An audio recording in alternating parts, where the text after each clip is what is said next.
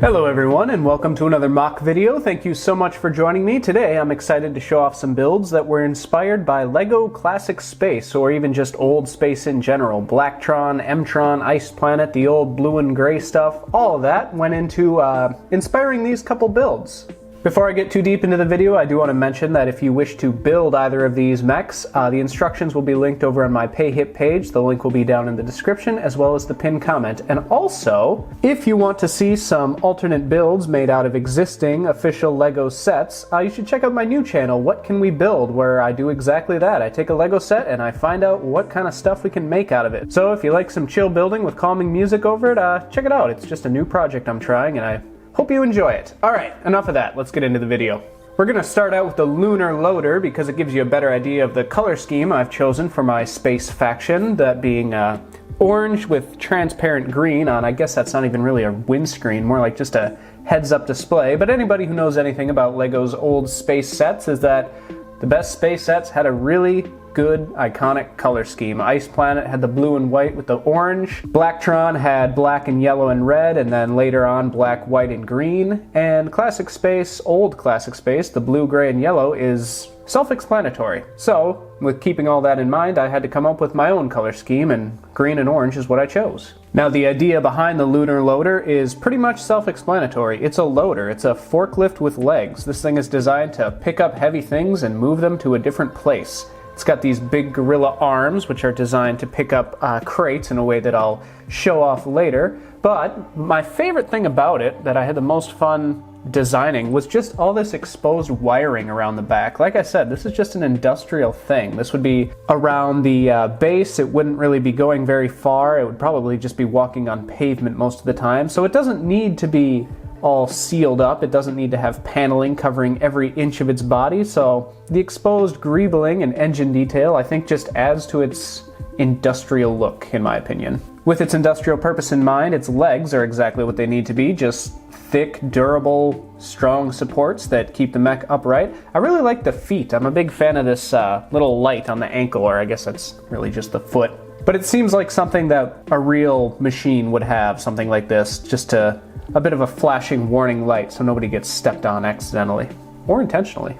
The arms of the loader use these big, heavy Technic ratchet joints for plenty of strength and support, and then smaller ratchet joints down here. They don't really go in and out because they don't need to. There's a crate in front of it and it can just walk up to it and grab it on either side with its big gorilla-looking hands.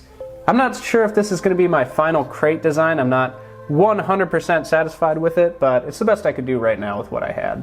The arms are also able to reconfigure to hold the cargo in different ways if you want it a little bit closer to the body. I imagine in this, when it's holding it much closer to itself like this with a narrower center of gravity, you could kind of stack these up if you wanted to. There's also a pair of floodlights on the front that would be important since this thing is in the depths of space. Who knows how much lighting is going to be available to it. And I'm also a really big fan of this little ingot piece, just kind of breaking up the flatness of all the orange. I feel like the best way to capture a neo-classic space feel is to have big blocks of uninterrupted color and just break it up with little bits of texture to kind of modernize it, if that makes any sense.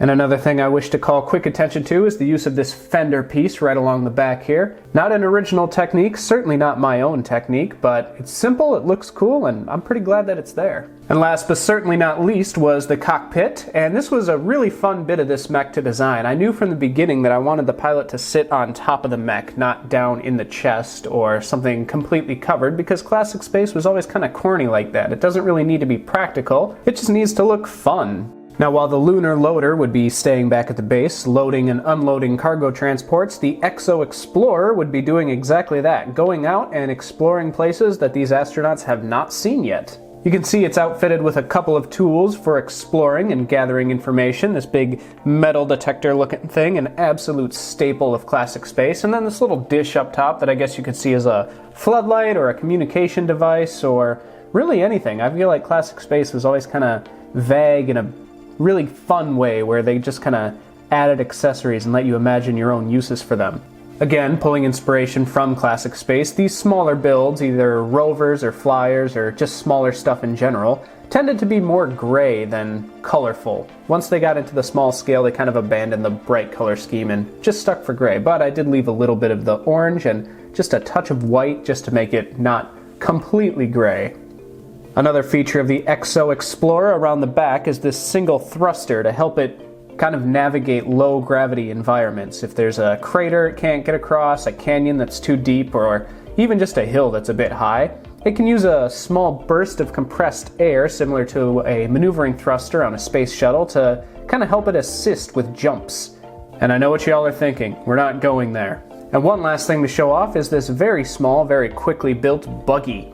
I just imagine a few of these would be scampering around whatever base these guys are operating from and delivering smaller stuff. Nothing nearly big enough for the lunar loader to be used for, but just little stuff like a little box of supplies or crates or whatever that need to be delivered from one place to another. Or even carrying fellow astronauts. You know, you can imagine maybe he's giving the base commander a ride from one briefing to the next. Alright, and that is going to do it for this first look at my new classic space-inspired faction. I fully intend to do more builds of these. In fact, I already have one more that I'm looking forward to show off to you guys, but just didn't really fit into this video. So, if you like this video, please give it a thumbs up. If you really like the video, feel free to subscribe and leave a comment. Tell me what you thought of these guys. Again, instructions for everything you see here will be available in my pinned comment down below, and check out my new channel. I'm really proud of it. I've been Mindbender, and I'll talk to you later.